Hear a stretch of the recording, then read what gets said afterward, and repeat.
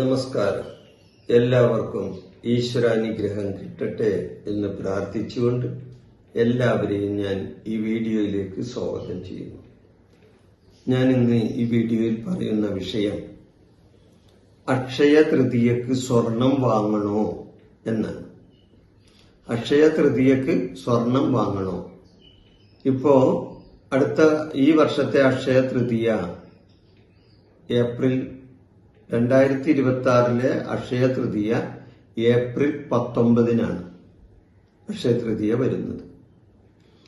അപ്പോ അക്ഷയം എന്നത് അർത്ഥം ക്ഷയിക്കാത്തത് എന്നാണ് അർത്ഥം. അതായത് അക്ഷയം അതായത് ക്ഷയിക്കാത്തത് എന്നാണ് അതിന്റെ അർത്ഥം. അപ്പൊ അക്ഷയ തൃതീയ ദിവസം സ്വർണം വാങ്ങാൻ നല്ലതാണോ, അല്ലെങ്കിൽ അന്ന് സ്വർണം വാങ്ങിയാലുള്ള ഗുണം എന്താണ്? ഇതാണ് നമ്മൾ ഈ വീഡിയോയിൽ പറയുന്നത്. ഈ വിഷയം ഇത്ര പോപ്പുലറാക്കി മാറ്റിയത്, അല്ലെങ്കിൽ ഇതിനെ ഒന്ന് മാർക്കറ്റ് ചെയ്ത് വിപുലമാക്കിയത് നമ്മുടെ നാട്ടിലുള്ള സ്വർണ്ണ കച്ചവടക്കാരാണ്. ഈ അക്ഷയ തൃതീയക്ക് സ്വർണം വാങ്ങിയാൽ പിന്നെ അവരുടെ വീട്ടിൽ ഐശ്വര്യം വന്നു കയറും എന്നുള്ള അവരുടെ ഒരു വിശ്വാസമാണ് അവർ അത് മാർക്കറ്റ് ചെയ്തത്. അപ്പൊ ഏതൊരു സ്വർണ്ണ കടക്കാരന്റെ മനസ്സിൽ വന്ന ഒരു ആശയം ഇപ്പോൾ അത് പടർന്ന് പന്തലിച്ച് എല്ലാ വർഷവും സ്വർണ്ണക്കടയിൽ സ്വർണം വാങ്ങാനായിട്ട് അക്ഷയ തൃതീയ ദിവസം ഭയങ്കര തിരക്കാണ്. അപ്പൊ സ്വർണം ഈ സാഹചര്യത്തിൽ ഇപ്പോഴത്തെ വില അനുസരിച്ച് ആൾക്കാർക്ക് അടുക്കാൻ പറ്റാത്ത ഒരു സമയമാണ്. സ്വർണത്തിന് അത്രയും പൊന്നു വില എന്ന് പറഞ്ഞാൽ, പൊന്നിന്റെ വില എന്ന് പറഞ്ഞാൽ അത് പൊന്നിന്റെ വില തന്നെയാണ് ഇപ്പൊ, മനസ്സിലായ? അപ്പൊ അതുകൊണ്ട് എല്ലാ കച്ചവടക്കാരും ഈ അക്ഷയ തൃതിക്ക് കൂടുതൽ, എല്ലാ സ്വർണ്ണ കച്ചവടക്കാരും അക്ഷയ തൃതിക്ക് കൂടുതൽ പ്രാധാന്യം കൊടുക്കാറുണ്ട്. അവര് അതിനു വേണ്ടി പബ്ലിസിറ്റി കൊടുക്കാറുണ്ട്. ഇപ്പൊ സ്വർണ്ണക്കടക്കാര് മാത്രമല്ല കേട്ടാ, ഇപ്പോ മറ്റു പല കച്ചവടക്കാരും, ഇപ്പൊ വെള്ളി കച്ചവടക്കാരാണെങ്കിൽ അത്, പാത്ര കച്ചവടക്കാര്, പിന്നെ വേറെ പല വിധത്തിലുള്ള കച്ചവടക്കാര്, ഇവരൊക്കെ അക്ഷയ തൃതീയ ദിവസം സാധനങ്ങൾ വാങ്ങിയാൽ നിങ്ങൾക്ക് വീട്ടിലെ ഐശ്വര്യം വന്നു ചേരും എന്നുള്ള ഒരു വിശ്വാസപരമായിട്ടുള്ള ഒരു കാര്യം അവർ പ്രചരിപ്പിക്കുന്നുണ്ട്. അപ്പൊ അതിലുള്ള കാര്യങ്ങളാണ് ഞാൻ പറയുന്നത്. അപ്പൊ ഈ വിഷയത്തില് ഈ അക്ഷയ തൃതീയെ സംബന്ധിച്ച് പല ഐതിഹ്യങ്ങളും ഉണ്ട്. പല ഐതിഹ്യങ്ങളും അക്ഷയ തൃതീയെ പറ്റി നമുക്ക് വായിച്ചറിഞ്ഞും കേട്ടറിഞ്ഞുമുണ്ട്. അപ്പൊ പാണ്ഡവരുടെ ഒരു ഐതിഹ്യം ഇതാണ്. പാണ്ഡവരുടെ വനവാസ കാലത്ത് സൂര്യദേവൻ ദ്രൗപദിക്ക് നൽകിയ ഒരു പാത്രമാണ് അക്ഷയപാത്രം. എത്ര പേർക്ക് വേണമെങ്കിലും ആ അക്ഷയപാത്രത്തിൽ നിന്നും അവർക്ക് ഭക്ഷണം കൊടുക്കാം എന്നാണ് സൂര്യദേവന്റെ അനുഗ്രഹം. അപ്പൊ അക്ഷയ തൃതീയ ദിവസമാണ് ദ്രൗപദിക്ക് ഈ സൂര്യദേവൻ ഈ പാത്രം നൽകിയത്. അതിനെയാണ് അക്ഷയപാത്രം, ദ്രൗപദിയുടെ അക്ഷയപാത്രം എന്ന് പറയുന്നത്. അപ്പൊ ഈ അക്ഷയ തൃതീയ ദിവസമാണെന്നാണ് ഒരു ഐതിഹ്യം.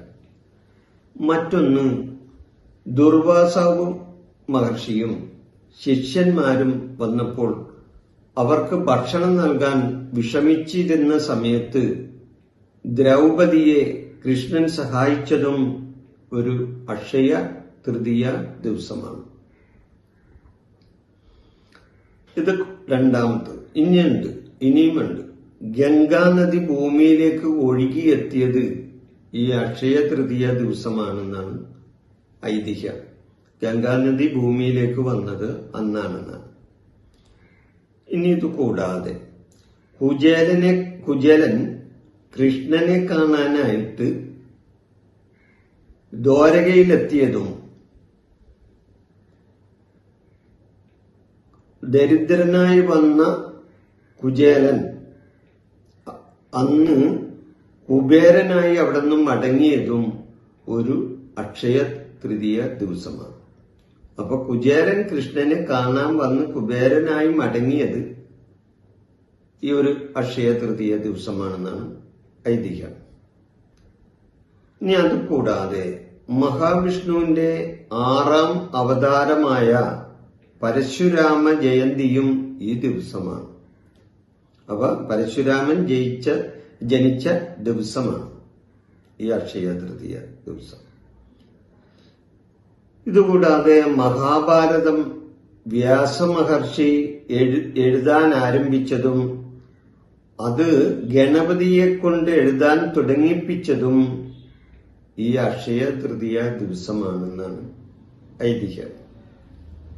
അങ്ങനെ പല ഐതിഹ്യങ്ങളും നമ്മൾക്ക് പല വിധത്തിൽ നമുക്ക് അറിവുള്ളതാണ്. അപ്പൊ ശരിക്കു പറഞ്ഞാൽ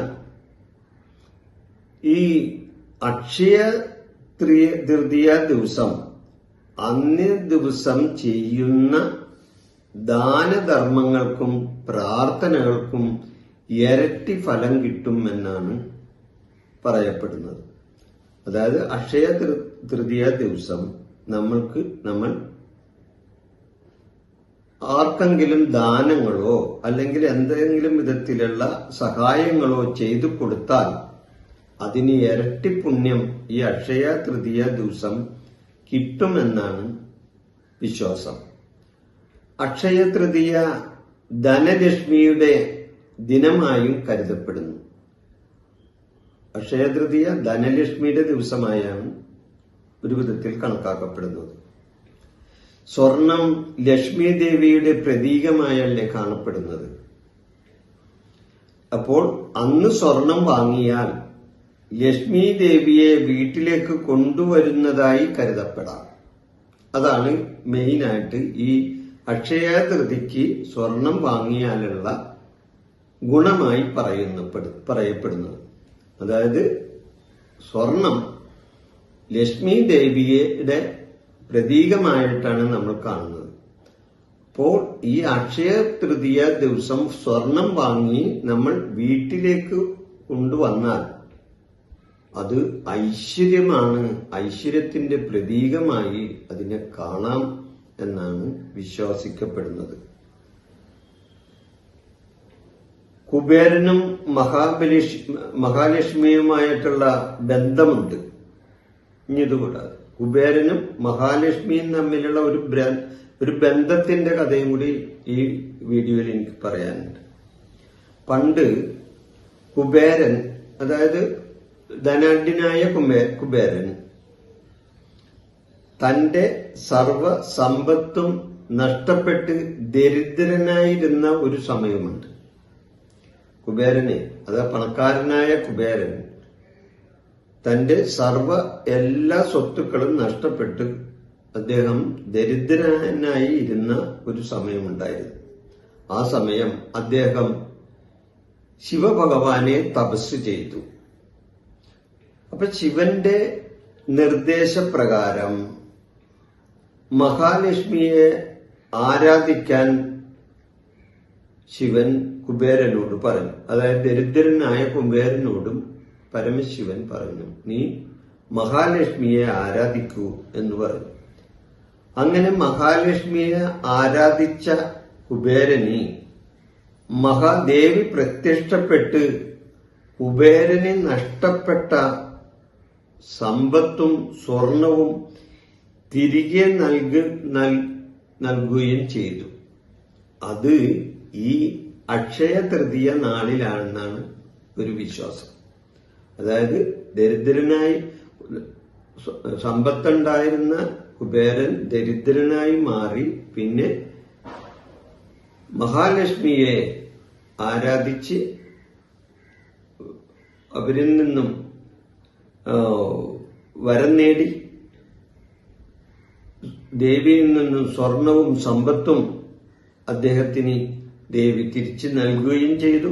അത് ഈ അക്ഷയ തൃതീയ ദിവസമാണ് എന്നാണ് പറയപ്പെടുന്നത്. അപ്പോ ഈ അക്ഷയ തൃതീയ ദിവസം സ്വർണം മാത്രമല്ല കേട്ടോ വീട്ടിലേക്ക് കൊണ്ടുവരാൻ പറ്റുന്നത്. ഈ ദിവസം വീട്ടിലേക്ക് എന്ത് വിലപ്പെട്ട സാധനം കൊണ്ടുവന്നാലും അത് ആ കുടുംബത്തിനൊരു ശ്രേയസ്സാണ്.